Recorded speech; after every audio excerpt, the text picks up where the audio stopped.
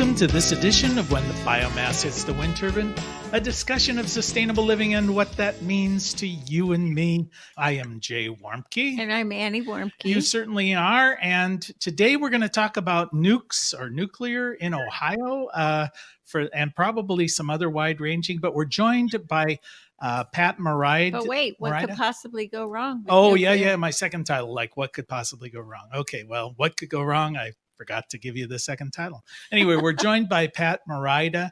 And Pat, I've got a little bio here, but you can correct me or truncate it if you want. I have you as a longtime anti-nuclear activist. Since the 1980s, a board member of the Ohio Nuclear Weapons Freeze Campaign. 25 years, you're a volunteer at the Sierra Club on environmental issues and chairing the Ohio Sierra Club Nuclear Free Committee. And for the past 2 years, you've been coordinating with the Ohio Nuclear Free Network. And with all that, you had to give up your job as a pharmacist, right? Because there was just no time. Is that pretty much it? Yes, I've been retired for about 15 years now. So, but I do have a background in the biological sciences. I've studied some physics, so I understand how much the living cells are damaged by radioactivity. Ionizing radiation is not compatible with living cells. I'm wondering what brought you to this? What was there, like some singular thing, or just your knowledge as a scientist? What brought you to this issue? Actually, for Mother's Day, my son gave me Carl Sagan's book, Cosmos, and I read it. And at the very end was a chapter about nuclear weapons and nuclear war. And I was so appalled that this could destroy everything on Earth that I had a whole being born again, anti-nuclear, if you will, and just had to get involved with trying to stop nuclear weapons and stop a nuclear arms race and the threat of nuclear war. Well, what prompted some of this conversation here was there's been some recent activity here in Ohio, House Bill, 434, is that right? Yes, that's an incarnation of a bill that's been going around for about 6 years now that would create a whole new Ohio authority, like an agency, that would be put under the Department of Development and contract its work out to Jobs Ohio, that would do research and development on a new nuclear reactor, of course, paid for by Ohio taxpayers. Mm-hmm. How did they decide Jobs Ohio? That seems a weird oversight committee. Well, Jobs Ohio is a public-private institution. And so they are out of reach of Ohio ethics laws and certain employment conflict of interest issues. They're accountability, which if they were a full-fledged agency, they would have to report all those things. So there'd be like sunshine requirements, and they'd have to actually tell people what they were talking about and what they were doing? Yes, and not only that, this bill is only 14 pages. Now you're going to create a whole new Ohio authority in just 14 pages, 6 of which are about keeping the board of this new authority in-house so the public could not be involved in participating in this board of directors. The thing that I really don't understand is other than the financial gain behind this, the fact that nuclear is, really, we like to say it's dead in the water. It's just not viable. It has too many elements, and there haven't really been any new nuclear power plants come online for quite a long time. Right. What she's alluding to is just when you do an economic analysis, let's not talk about it's good or it's bad or it's going to kill everybody on the planet Earth, which I would put in the bad category myself. but it's just not economically competitive with all of the other alternatives. Yes, my goodness. That while solar and wind, especially wind, is down to maybe 3 cents per kilowatt hour, or in some cases, even half a cent. Nuclear is up there at 12 to 15%. So it's not competitive. Well, the good news is that Ohio House Bill 434 is not being heard now, so it's almost certain to be dead for this year, and they'll have to start all over again next year with a new bill, which we hope they won't do.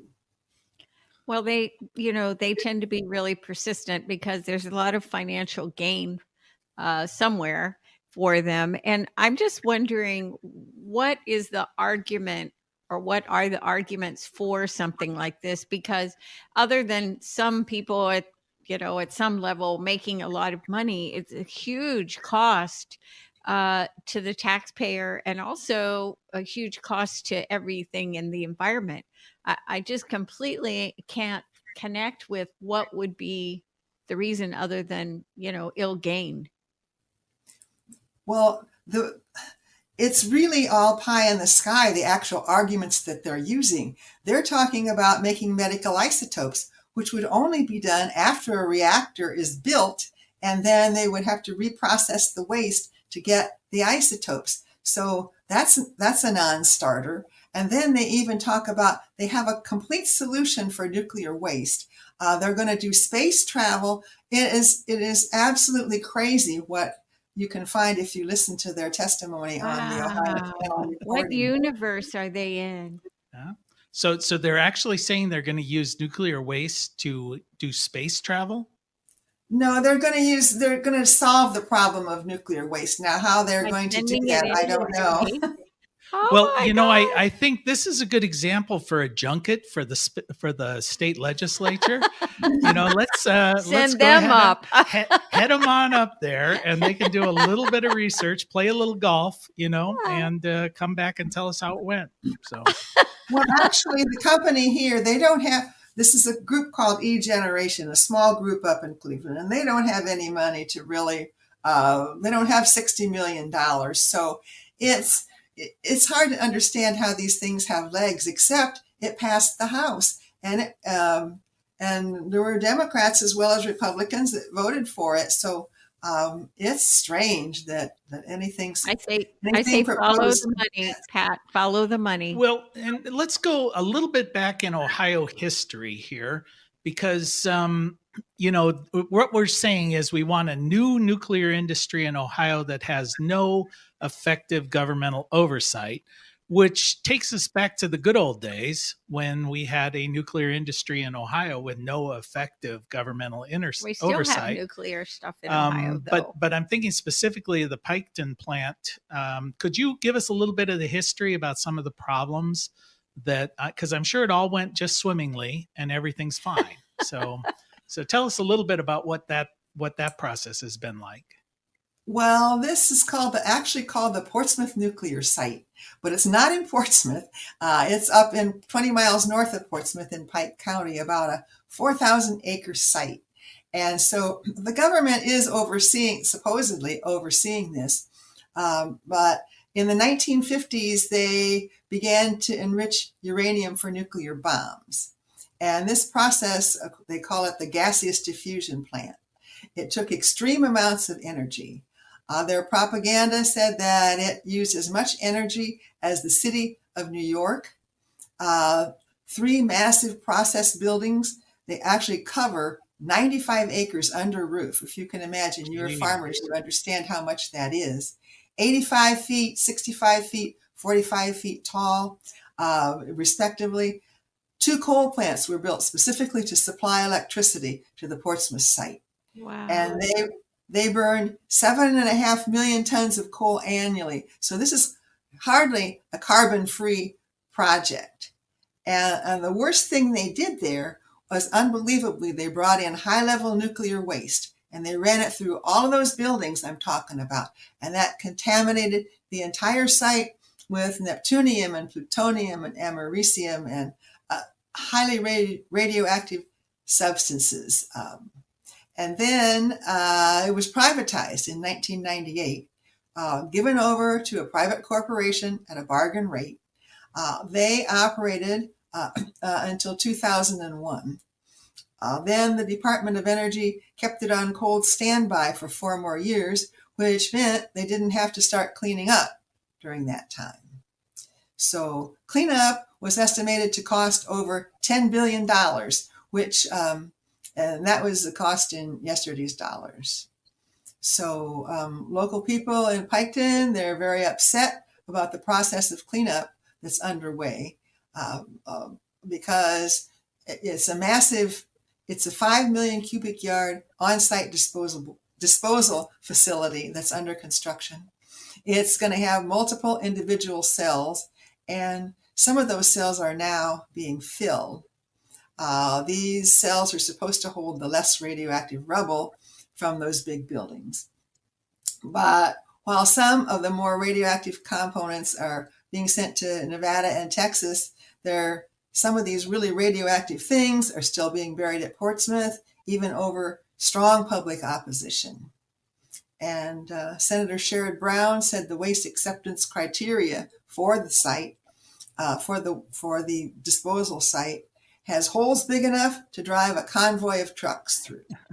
Well, I understand, if I read the reports correctly, that during this cleanup, and we'll get back to some of the problems before this, but it's been handled in such a way that didn't they find a lot of radioactive dust in nearby middle schools and places like that? I mean, hasn't that been a current problem that's going on? Oh, certainly so. They closed the middle school, the Zons Corner Middle School down there, because the Board of Education was very concerned about students having contracted leukemia and other cancers, and 4 students there have died. So we hired our Ohio Nuclear Free Network. We hired an expert, Joseph Mangano, and he did a report on health statistics there. And he is an epidemiologist. He's the executive director of the Radiation and Public Health Project. He gathered information from the Ohio Department of Health and the Center for Disease Control.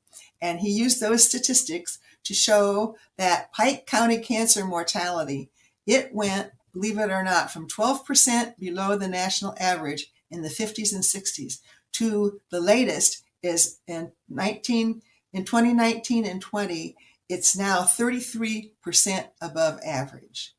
And that made Pike County the highest of all Ohio counties in cancer mortality. And not only that, but the premature death rate in Pike County is almost twice the national average.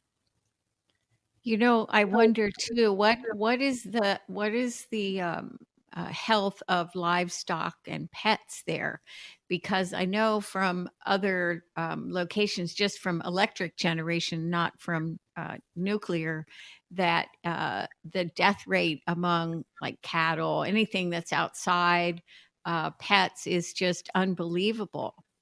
Maybe they don't measure that because it's not important, but it's definitely important because people are eating the food that is being raised on the pastures and all these places where that food would be contaminated. Okay, well, Pat, before you answer that, let me remind everybody that you are listening to When the Biomass Hits the Wind Turbine with Jan and Annie Warmke, reminding you it is indeed the end of the world as we know it. Oh, I wish. Right,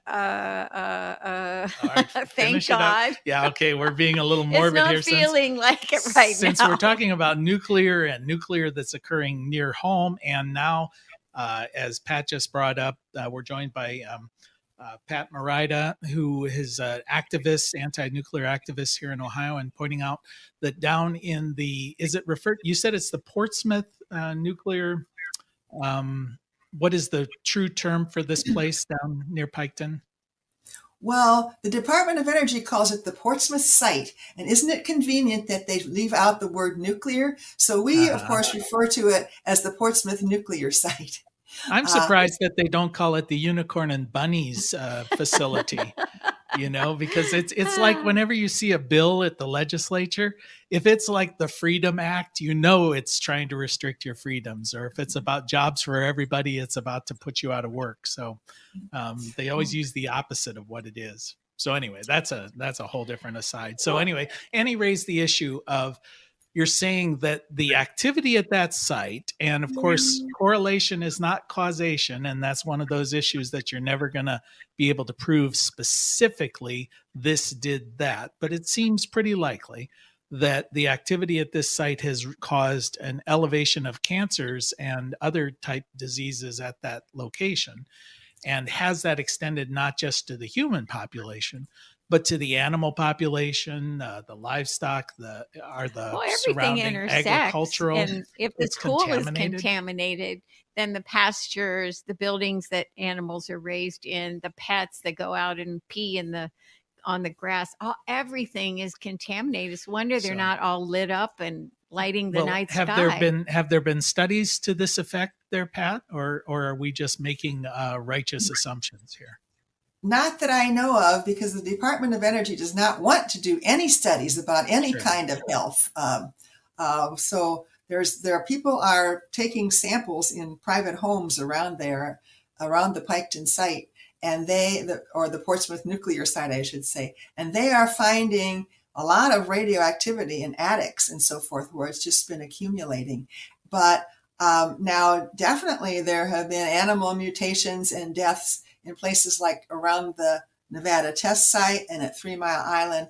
I don't know of any statistics or reports on pets in that area, but I can say that the Department of Labor Workers' Compensation has paid out more than $1.1 billion in compensation for illnesses and injuries to workers at the Portsmouth nuclear plant.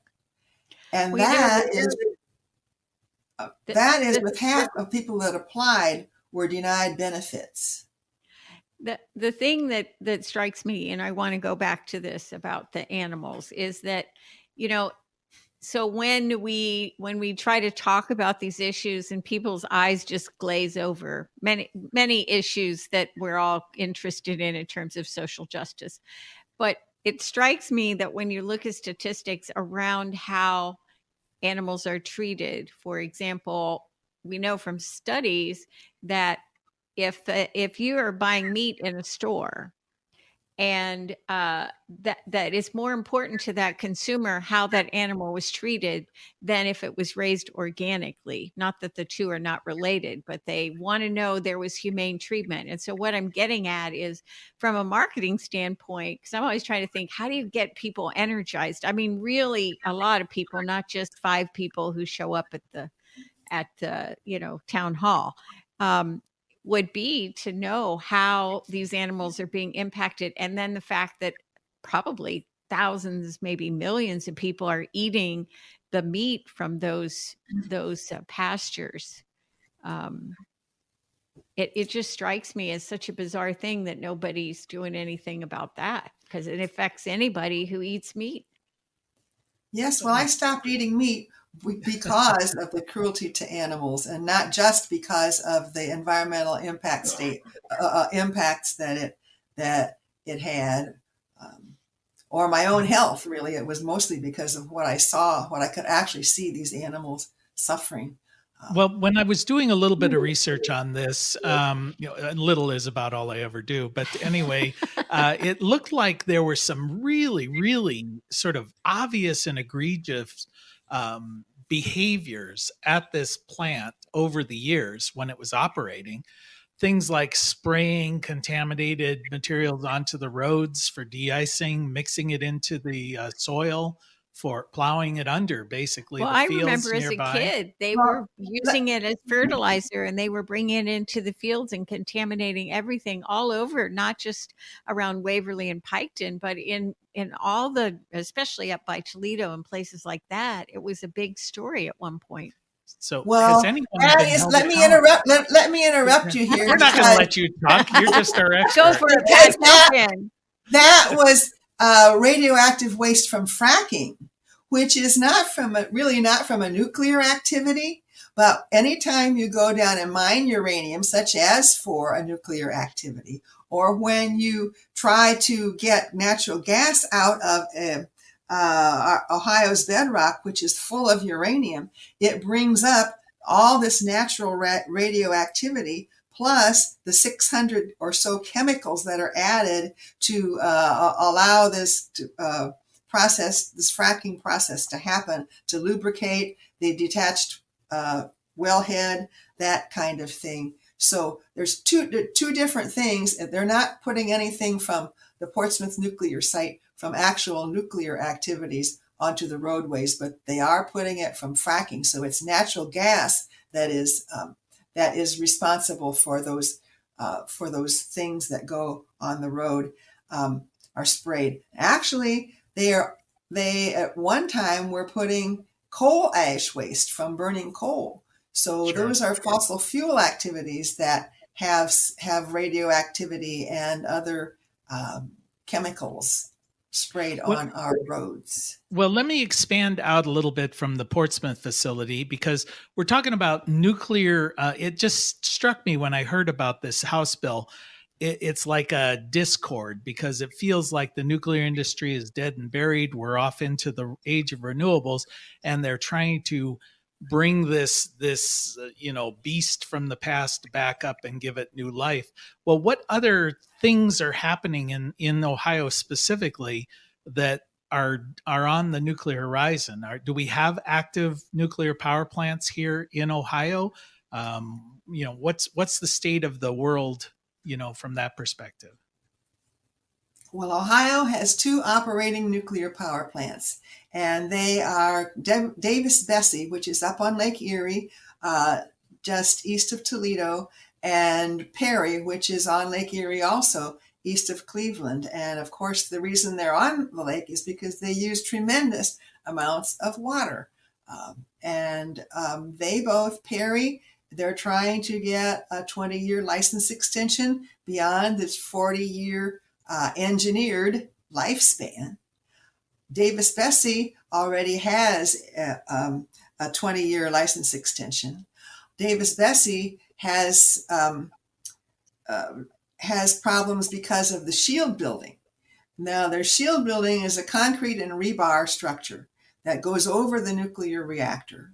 It was never painted originally, and so the rebar was rusting, and you all know what happens when rebar rusts. It expands and it bursts out the concrete. So this concrete so-called shield building is cracking, and they said the Department of Energy was lied to, and of course they quickly believed that this cracking was not expanding.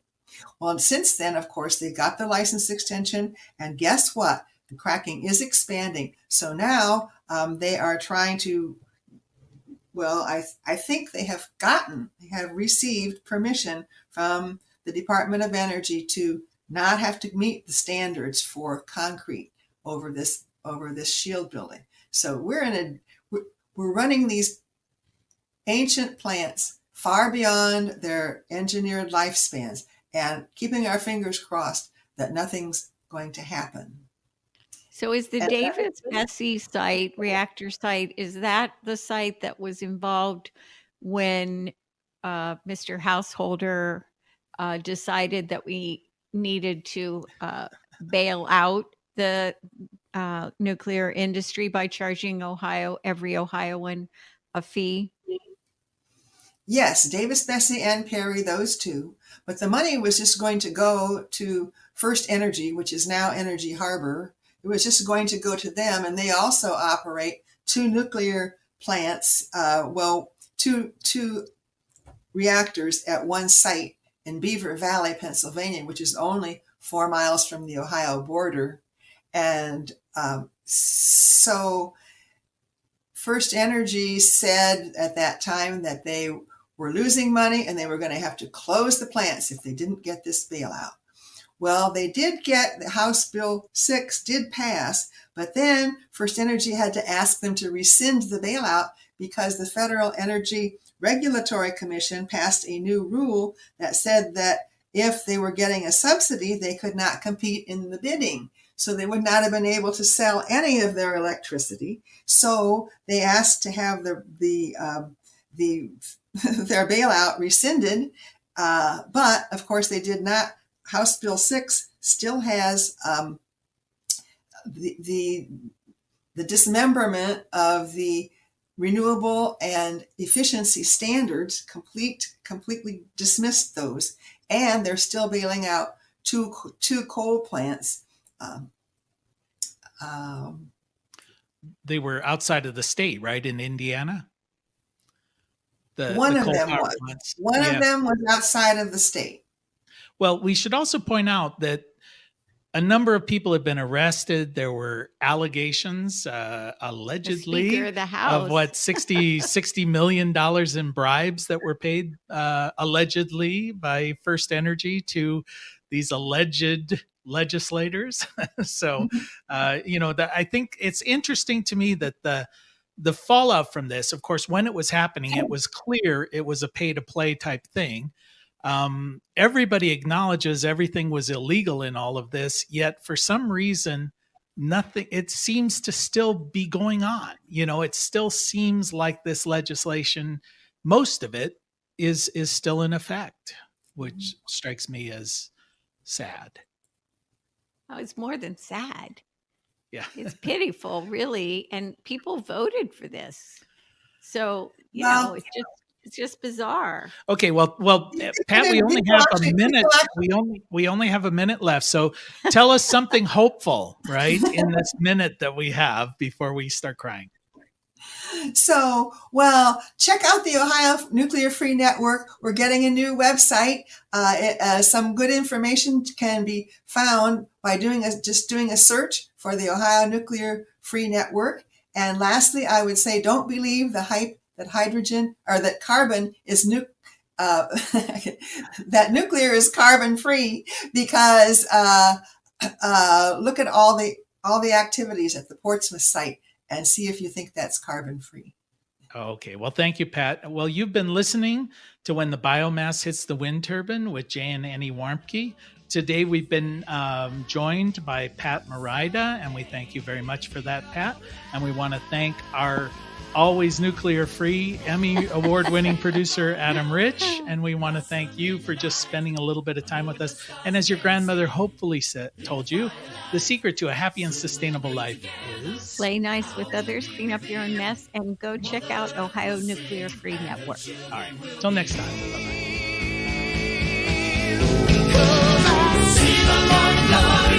Blossom in the night, you know the stars are dancing in the twilight. Soon we'll be together, all will be revealed. Mother Earth will sing, and the children will